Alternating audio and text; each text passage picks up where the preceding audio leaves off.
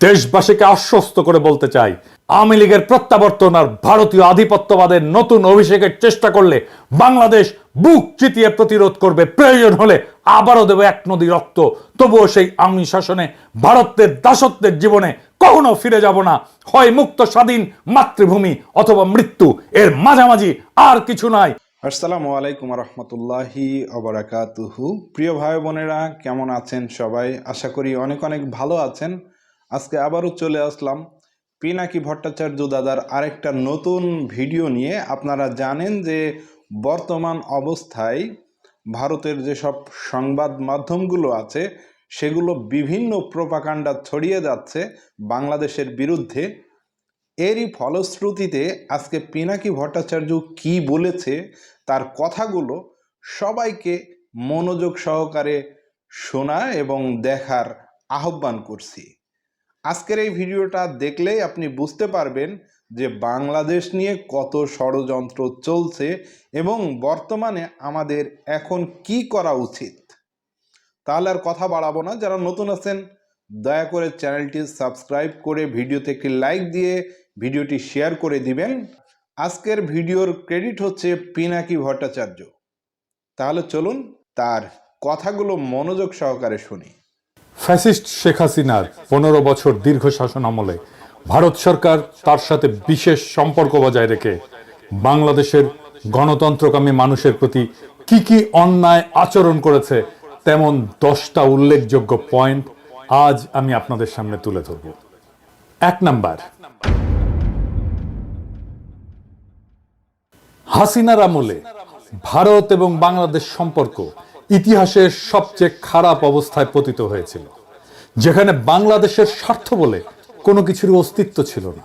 শুধুমাত্র অবৈধভাবে ক্ষমতায় টিকে থাকার বিনিময়ে খুনি হাসিনা বাংলাদেশের সকল স্বার্থ বিসর্জন দিয়ে একতরফাভাবে সবকিছু ইন্ডিয়াকে দিয়ে দিয়েছিল। 2 নাম্বার, বাংলাদেশের জাতীয় সংসদের নির্বাচন সহ সকল ধরনের স্থানীয় সরকার নির্বাচন ব্যবস্থা ধ্বংস করে শেখ হাসিনা ভয়ঙ্কর স্বৈরতান্ত্রিক একদলীয় ফ্যাসিস্ট শাসন ব্যবস্থা চালু করেছিল।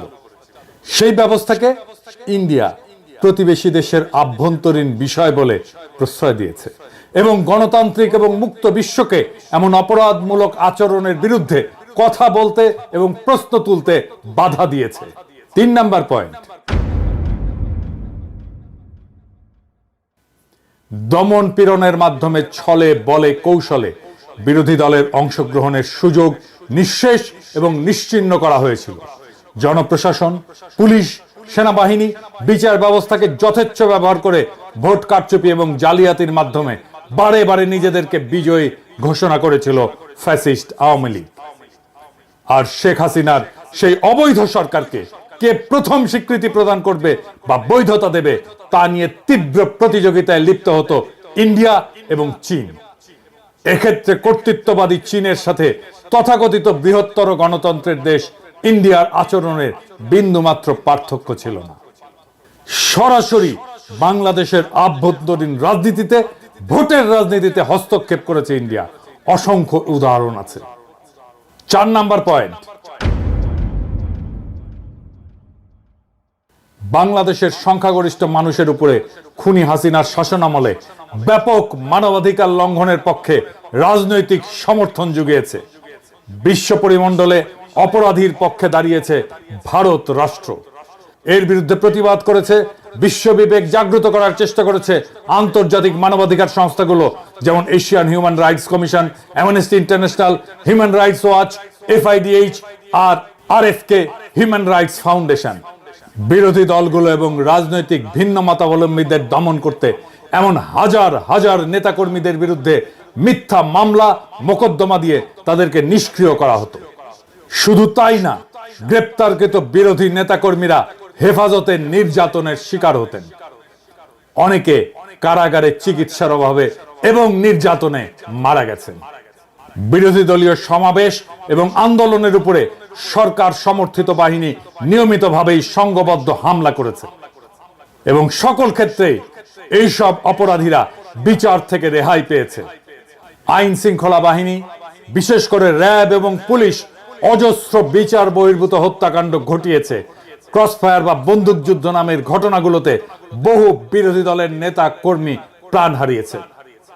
বিরোধী দলের নেতাকর্মী, সাংবাদিক, নাগরিক সমাজের অজস্র নেতাকর্মীদের গুম করা হয়েছে এবং এই কাজে নীরব সমর্থন জানিয়েছে সব সময় ভারত রাষ্ট্র। 5 নাম্বার পয়েন্ট,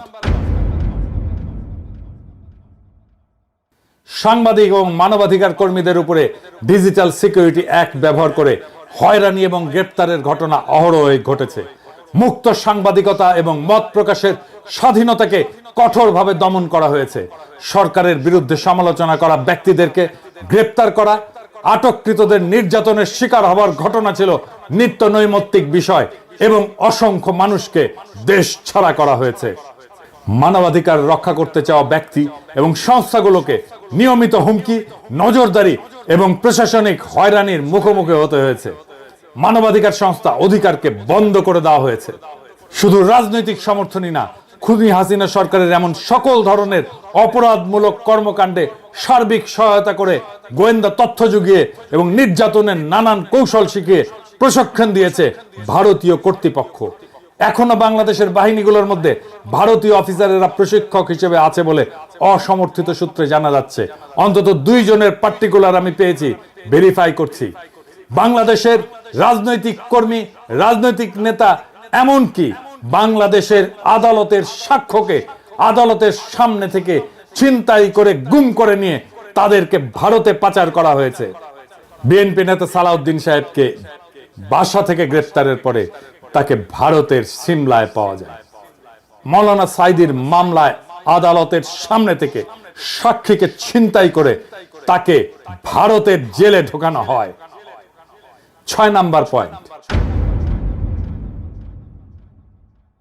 ফারাক্কা চুক্তি মোতাবেক বাংলাদেশকে যে পরিমাণে পানি দেওয়ার কথা সেই পানি পাওয়া যায়নি। শুধু তাই না, তিস্তা সহ একটা নদীরও পানি চুক্তি সম্পন্ন করা হয়নি। ইন্ডিয়া থেকে আসা সব কয়টি অভিন্ন আন্তর্জাতিক নদীতে বাঁধ দিয়ে পানি প্রবাহ আটকে ফেলেছে ভারত। সেদেশের অভ্যন্তরে বাঁধ নির্মাণের ফলে বাংলাদেশের নদীগুলো সব গেছে মরে।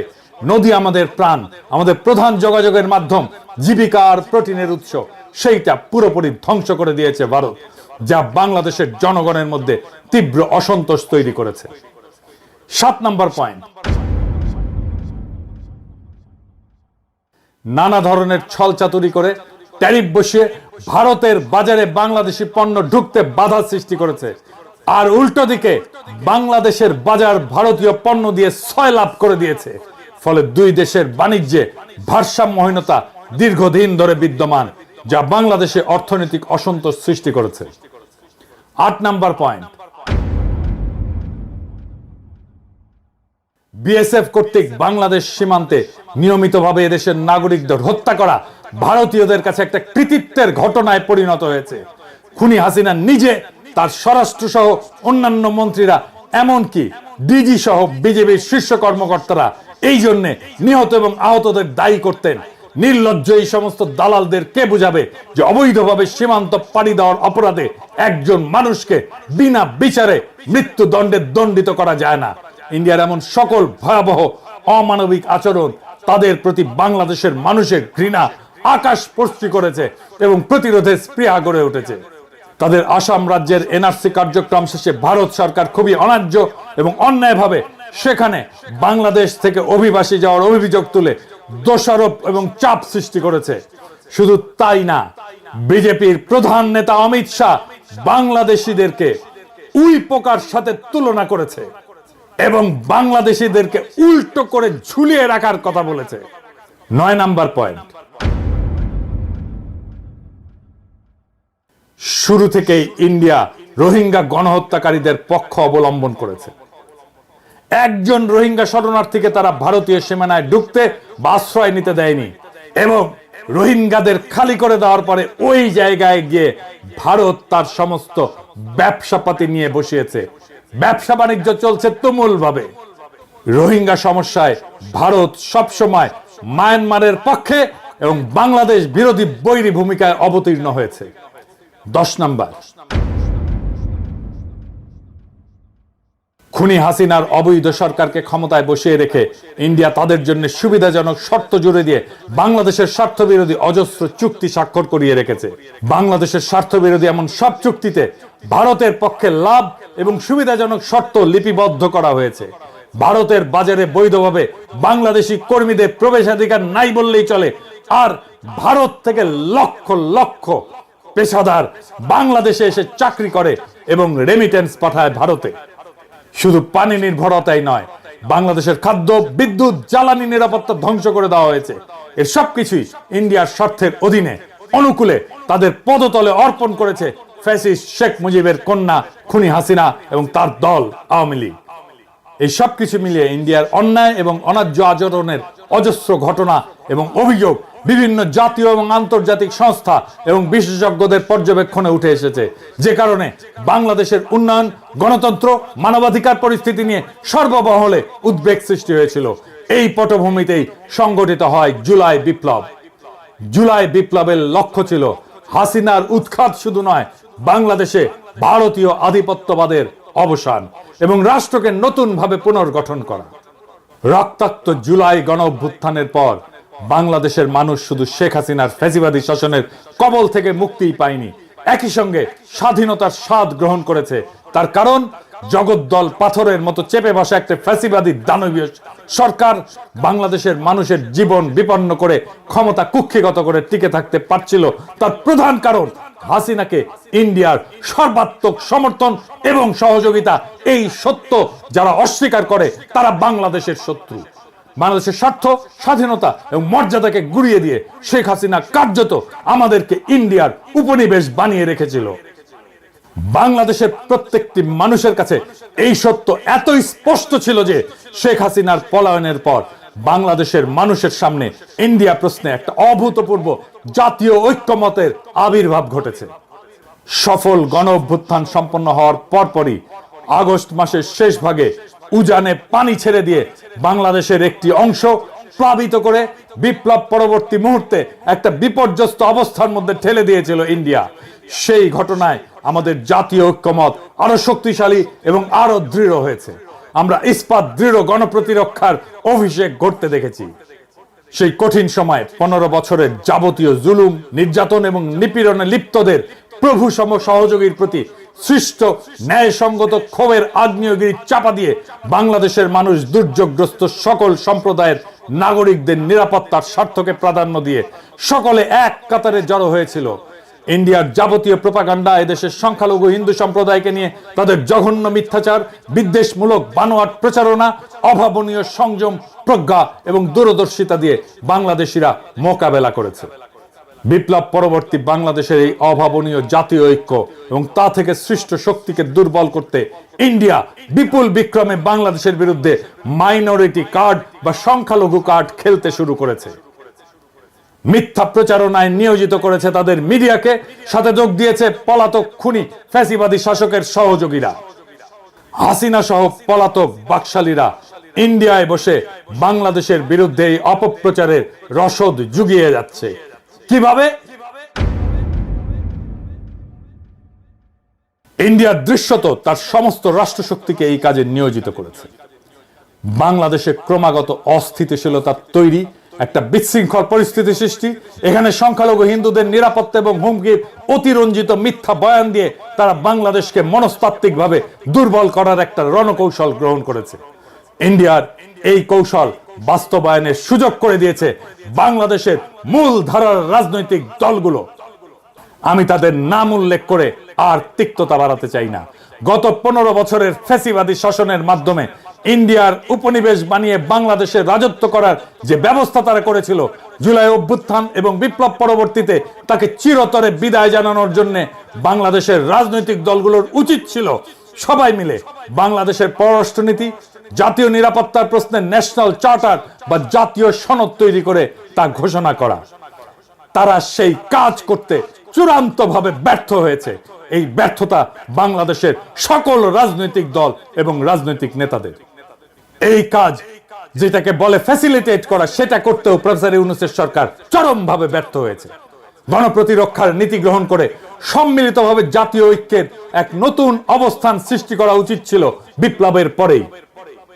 বাংলাদেশের এই অভাবনীয় জাতীয় ঐক্যকে সংহত না করে তারা শুরু করেছে অনুগ্রহ লাভের সেই পুরনো দেন দরবার, তথাকথিত বন্ধুত্ব রক্ষার প্রচেষ্টা, শক্ত অবস্থান গ্রহণের দুর্বলতা, ইন্ডিয়া প্রশ্নে দৃশ্যমান বিভক্তি প্রকাশের কারণে শত্রুপক্ষ আজ আবার পুরনো কায়দায় বাংলাদেশকে কোণঠাসা করার হীন চেষ্টায় সর্বশক্তি প্রয়োগ করে বিজয়ী জনতার উপরে ঝাঁপিয়ে পড়েছে।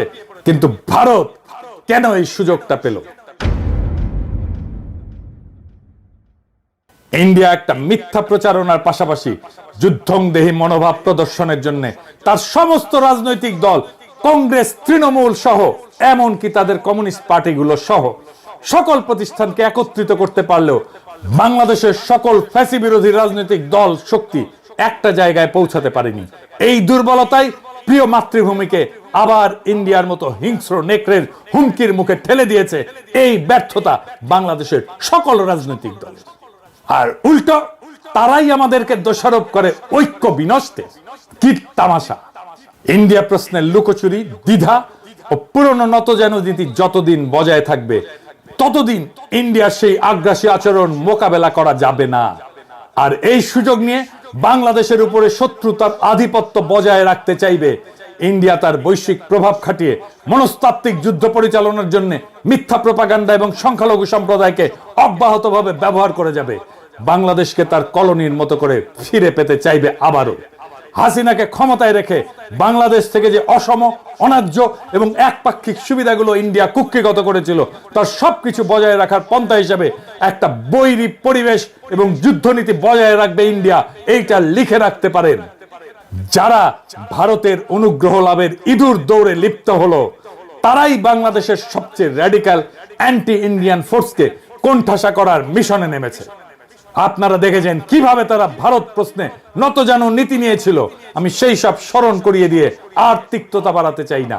মনে রাখবেন, আমি ইলিয়াস বাংলাদেশের ব্যাপক মানুষের সমর্থনে বৃহৎ রাজনৈতিক দলগুলোর মুখোমুখি দাঁড়িয়ে একরোখা বিরোধিতা করে যাওয়াতেই ভারত প্রশ্নে সবার সুর পাল্টাচ্ছে। সরকারি শুধু না, রাজনৈতিক দলগুলো ভারত প্রশ্নে অনেক বেশি স্বচ্ছ এবং শক্ত ভূমিকা নিচ্ছে। আলহামদুলিল্লাহ। ভারতের এই যুদ্ধের কৌশল এবং অভিষ্ট লক্ষ্য যদি আমরা বুঝতে অক্ষম হই, বাংলাদেশের রাজনৈতিক দলগুলো যদি তাদের ক্ষমতায় আসার অসুস্থ প্রতিযোগিতায় ভারতের আশীর্বাদ পাওয়াকে দেশের স্বার্থ রক্ষার চেয়ে বেশি গুরুত্বপূর্ণ মনে করে, তাহলে হাজার হাজার তরুণের তাজা রক্তের বিনিময়ে অর্জন করা প্রিয় মাতৃভূমির দ্বিতীয় স্বাধীনতা আবারও বিসর্জন দিতে হতে পারে। তাহলে আমাদেরকে আবারও পরাধীনতা বরণ করতে হবে। হাসিনার চেয়েও খারাপ আরেকটি অপশাসকের কাছে আমাদের জীবন, স্বাধীনতা ও ইজ্জত বন্ধক রাখতে বাধ্য হতে হবে। আমরা তা চাই না, আমরা কোনোদিন তা হতে দেব না। আমরা অবশ্যই তা প্রতিরোধ করব জীবন দিয়ে হলেও। বাংলাদেশ শুধু একটা ভূখণ্ড না, এটি একটি জ্বলন্ত আদর্শ, একটা সংগ্রামের প্রতীক। হাজার হাজার ছাত্র জনতার রক্তের বিনিময়ে অর্জিত এই মুক্ত মাতৃভূমি আমরা কারো পদতলে সমর্পণ করব না। দেশবাসীকে আহ্বান জানিয়ে বলতে চাই, গণ অভ্যুত্থান এবং জুলাই বিপ্লবে অংশগ্রহণকারী সকল রাজনৈতিক দল, ছাত্র জনতার সংস্থাগুলো একসাথে বসে ভবিষ্যতের জন্য এদেশের বৈষম্য বিরোধী উন্নয়নের নীতি কৌশল নির্ধারণ, অভিন্ন পররাষ্ট্রনীতি, প্রতিরক্ষা নীতি প্রণয়ন করতে হবে। এটাই হবে আমাদের ঐক্যের ভিত্তি। দেশবাসীকে আহ্বান জানিয়ে বলতে চাই, গণ অভ্যুত্থান এবং জুলাই বিপ্লবে অংশগ্রহণকারী সকল রাজনৈতিক দল এবং ছাত্র জনতার সংস্থাগুলো বসে 3টা সনদ লিখতে হবে। কি কি? উন্নয়নের নীতি, পররাষ্ট্র নীতি, প্রতিরক্ষা নীতি। এই 3টাই হবে আমাদের ঐক্যের ভিত্তি। ঐক্য নষ্ট করতেছি বলে যারা চিল্লান, দেখি এইটা করতে পারেন কিনা, এটা করার হিম্মত হয় কিনা। যদি চান এটা লিখে দিতেও পারি। ঐক্য ঐক্য করে চিল্লান, কার ভিত্তিতে ঐক্য, কেন ঐক্য, সেটা ক্লিয়ার করে বলতে হবে। আর এইবার মেহেরবানি করে লড়াইয়ের সব স্টেক হোল্ডারদেরকে সম্পৃক্ত করবেন এই 3টা নীতি লেখার জন্য।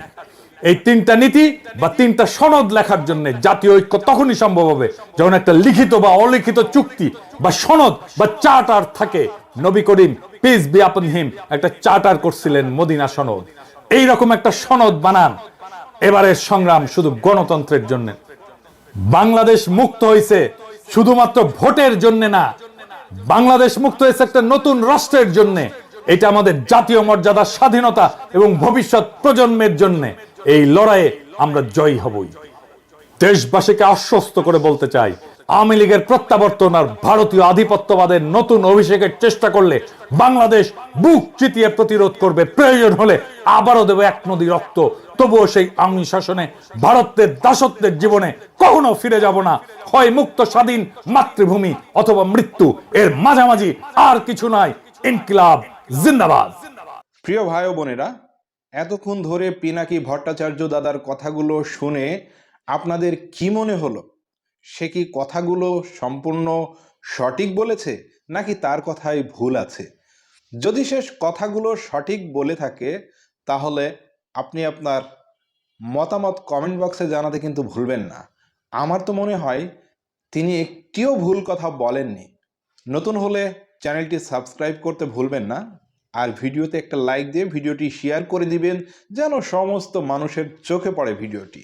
ভিডিওর ডিসক্রিপশন বক্সে পিনাকি ভট্টাচার্যর ইউটিউব চ্যানেলের লিংক দিয়ে দিব, চাইলে আপনারা সেখান থেকে ঘুরে আসতে পারেন। আজকের ভিডিও ক্রেডিট ছিল পিনাকি ভট্টাচার্য দাদা। সবাই ভালো থাকবেন, সুস্থ থাকবেন। আসসালামু আলাইকুম রহমতুল্লাহি ওয়া বারাকাতুহু।